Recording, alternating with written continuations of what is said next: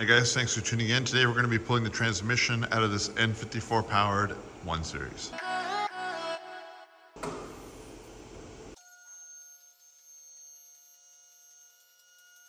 I figured this would be a good opportunity to bring you along for a clutch job on one of these cars. A couple things to make note of before I start. This thing's missing its under trays. I found this, the muffler is actually disconnected. It was loud, I didn't realize why. I thought maybe it had a muffler. But that is one less step I'm gonna have to do. If you notice underneath, there's only 4 screws on this versus I believe 8 on an E90. But the good news is you can remove just the center section on a 1 Series. We'll just come up to the front and take that pipe out. So I have a single post hoist. So it has the support bar going across the middle. And I won't be able to remove the exhaust without first putting the car on stands. So you'll see me kind of time lapse through this, but I'm gonna remove this. And then we're gonna lower the car down to be able to pull the exhaust out. But I'll get all the bolts and everything out of the way while I have the car up.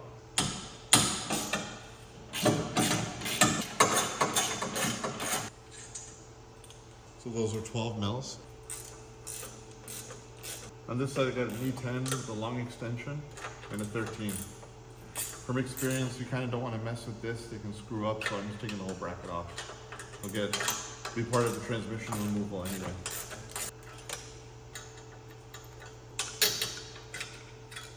Back here, these are T50s.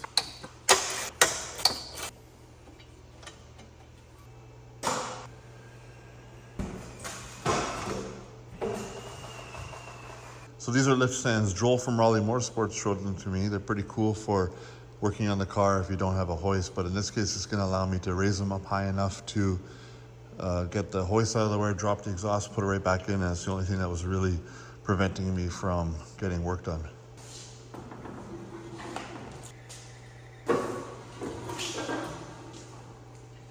You can see the exhaust came right down with it. So by the way, these lift stands can go a lot higher, but I'm only going that high because it's just gonna save me time. Exhaust is out.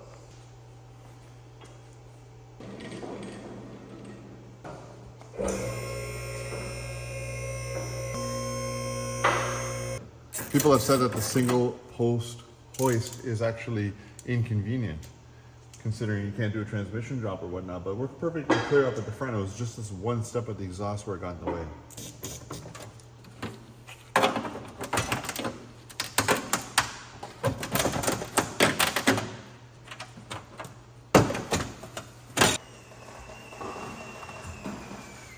There's a shield out.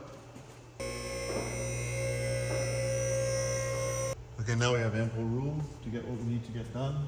Getting these brackets out of the way for under trays. That was a 10, this is a 13. FYI, there's a mixture of nuts and bolts that held this shield on, and there were 10s and 13s and a Phillips. Now we can go after the 18s that hold the guibo to the drive shaft. One benefit is normally you'd want to be able to hold your drive shaft up with a zip tie or something. We can just let it sit on this post.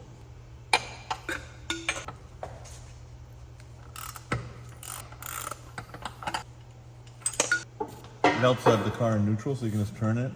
I'm using an 18 wrench, shoving it up in here between the bracket. It holds the transmission to the car. Now we'll go after the center support bearing.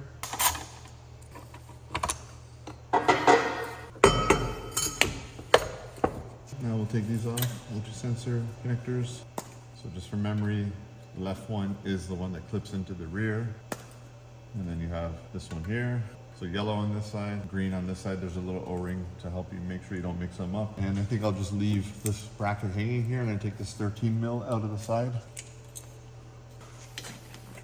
While we're in here, going after the reverse harness, it clips in. We're gonna undo the slave cylinder, but for now, we'll unclip what's in the way. I'm gonna go after these E10s to hold the bracket.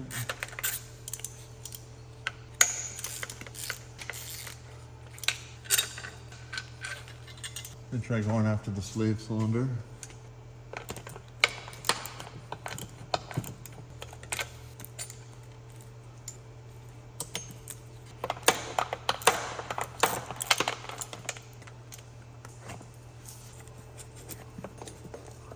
There's a slave. Make sure When you have it out, don't press the clutch pedal, don't forget that. Now that I have that supported, I'm going to lower this so we can get after the shifter mechanism.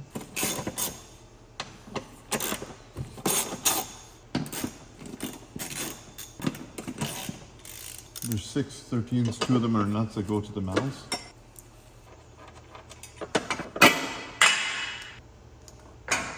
Now looking up in here, there is a circlip. So there's a couple clips to remove. If you look on the side here, I'm prying straight up. So you pull this out of the way, like so. That'll come down with the trans.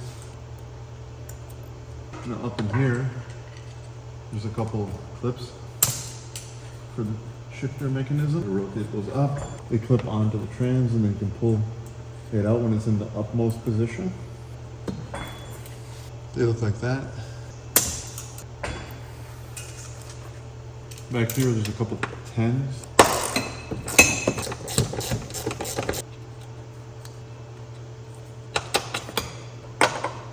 Now that we've kind of moved this out of the way, it will allow for the trans to just drop and this can stay in place. It's basically the front engine mounts that are kind of getting torqued on right now. The weight of the transmission is causing it to tilt forward. When you take the transmission off, the engine is going to want to lift up and kind of touch the rad fan.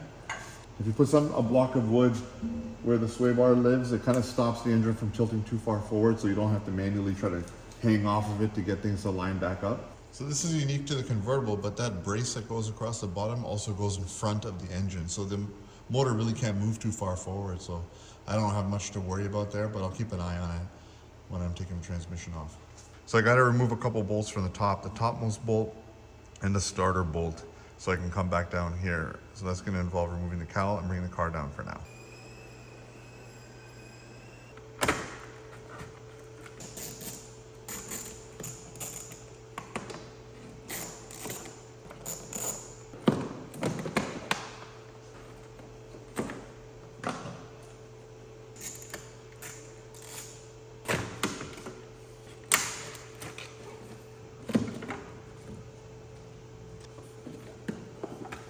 So believe it or not, I've never had to do that because I didn't have the cowl on my E90. That's a little tricky to get to, but I got it. It's an E14. You can get it started with a ratchet and then use a 12 mil ratcheting wrench to get it turned quite a bit and then take it out. There's the starter bolt. I got it out by using my ratcheting 10 and I put another wrench on there and just basically got enough torque.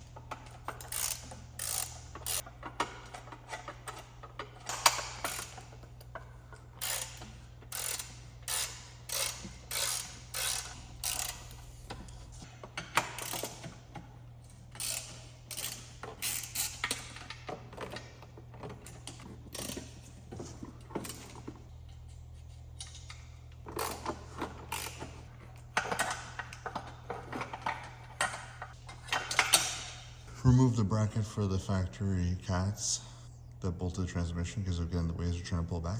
So what I'm going to do now is lower the car down to the point where I can put a jack underneath the trans, but leave it high enough that I can go underneath it easily with a creeper and pull the trans off.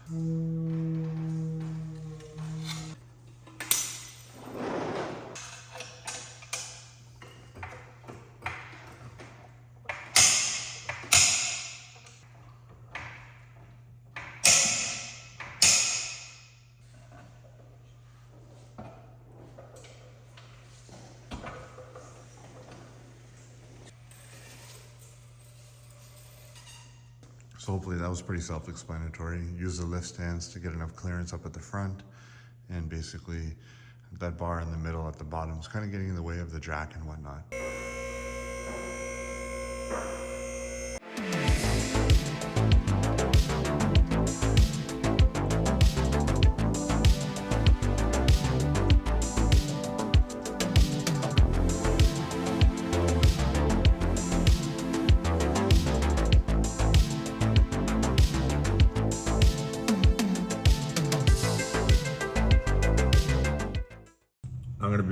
pressure plate now. Pay attention to how far these are out. Shows you that they've kind of ran out of their adjustment because this is a self-adjusting clutch.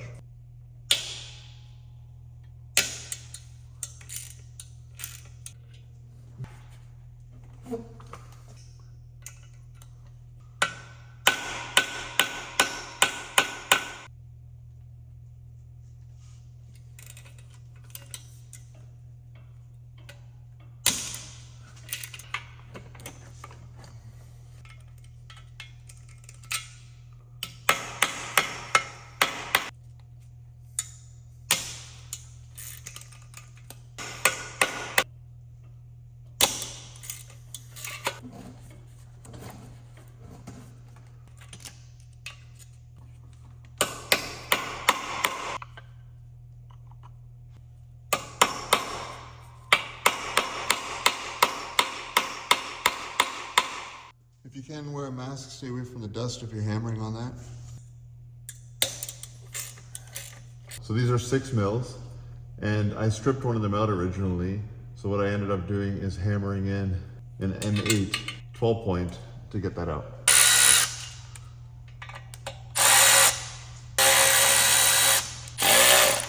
Plan on replacing these bolts. They don't come out looking pretty when you're done. I'll put a link in the description for all the hardware.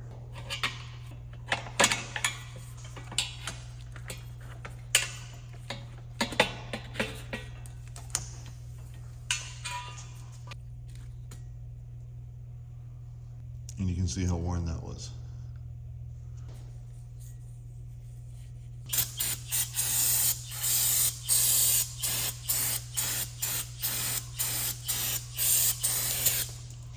Now we're in the area of discussing the dual mass flywheel.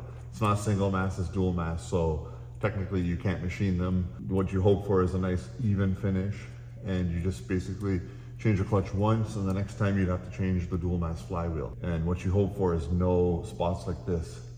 It's very minor, to be honest, and it feels smooth still, so we're not in danger zone, but it wouldn't be ideal. Maybe in like 5,000 miles you get some chatter or something. But the way it stands right now, you could try sanding this, but you're just kind of potentially even doing more harm than good. So if you know a good machine shop that can machine this surface along with this so they both evenly adjust, taking the pins out and making sure it's done properly, you can get this machined.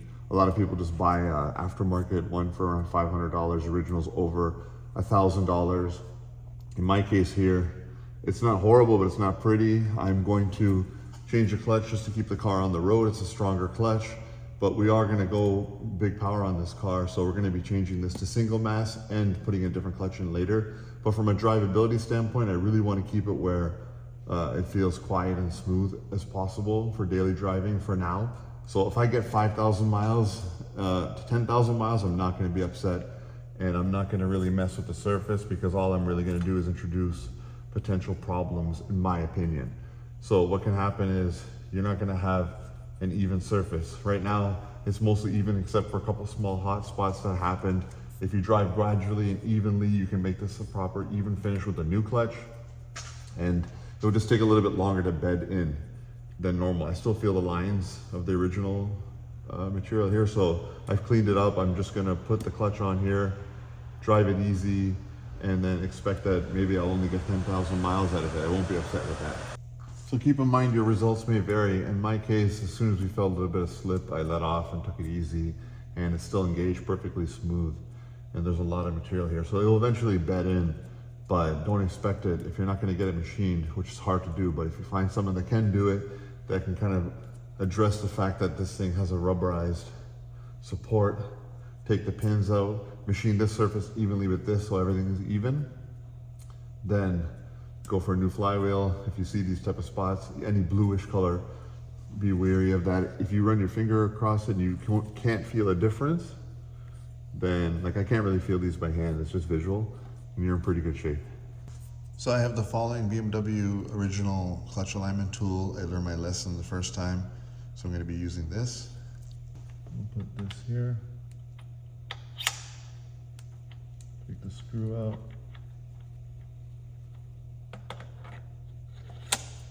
Put that on. Bring it over the pressure plate.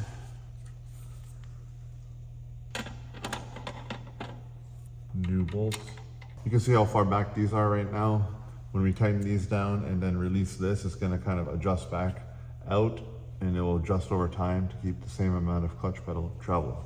On these cars, whenever you get to the point where it's engaging right near the end of the clutch, that means that it ran out of adjustment, because it should be more toward middle half. It tells you that you're about, if you're not yet slipping and you're engaging near the end, and it's a self-adjusting clutch car, just change the clutch. And this is the upgrade to the 335IS or 550i clutch, a little stiffer. You'll get a stiffer pedal feel, but it'll hold more power on 550 wheel torque. But this flywheel will be done at 500 wheel horsepower anyway in terms of causing false misfires. Now you'll need a 14 mil. This will release the pressure and let the clutch grab onto the flywheel. And then we can tighten these like that. So now the clutch just won't move around. That piece will come out. That's why it has that screw hole.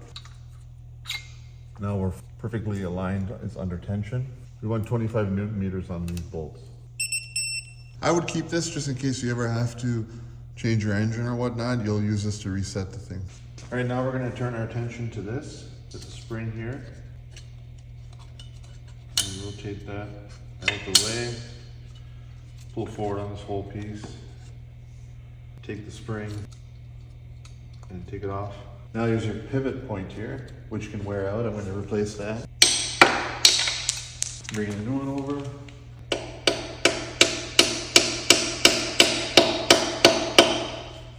New spring, just squeeze it together, go around, leave it sitting there. So this goes like this. There's a side with some diamonds, goes like this. This is garbage now. Clean the surface. Now your clutch kit will come with a new pilot bearing. At the advice of most people, they say they kind of regret even touching that because it created so much more work. I've heard stories of this taking longer than the entire job. So I opted to leave that alone on my E90. It's in perfect condition. I just cleaned it out. I'm going to lubricate this surface with the supplied lubricant grease, and we'll put a little bit of grease in there too.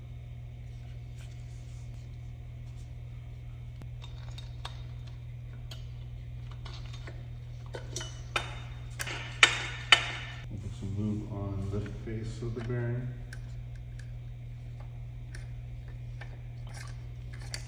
Using a synthetic grease in here, not very much. A little bit on the spline just to help when, like next to nothing, just to help with reinsertion. Now we'll move on to draining the fluid. So I just cracked the 8 mil from the bottom here to drain it out, and I've already cracked the fill plug to fill it up. Using Redline D40 ATF.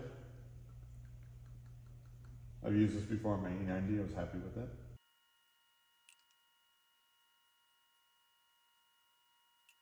The level's good because in the car it would be at a bit of an angle.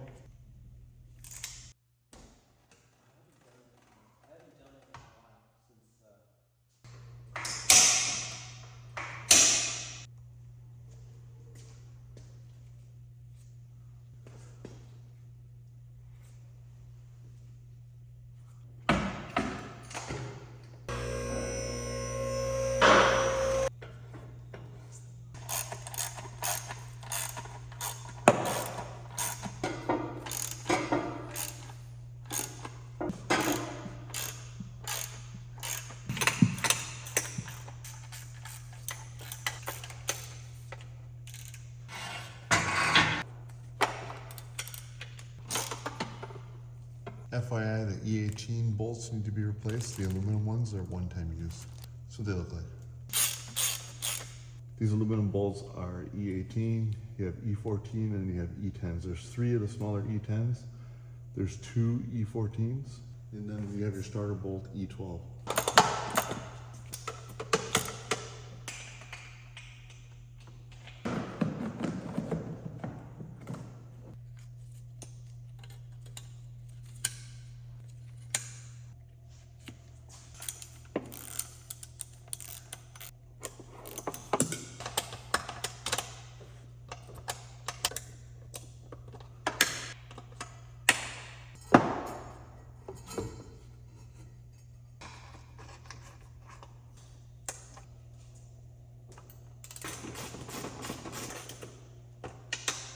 Okay, so I'm gonna lower the car down, put the shields on, put the exhaust on. I'm gonna use Joel's lift stands to keep the car high enough to do so comfortably. And then I'll come back when I'm seeing how that clutch feels, see how much stiffer it is.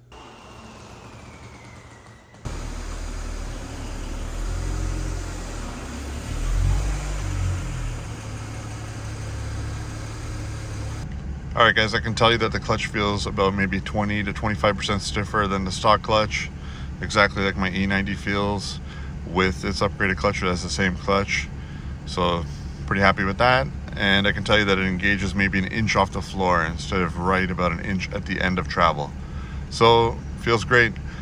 That shows you what's involved with replacing the clutch on a 1 Series, pretty much the same as a 3 Series, and it was relatively easy in my opinion. If this is the first video you're catching on mine, please consider subscribing. If you liked it, please give it a like, so a rank higher. Thanks for watching.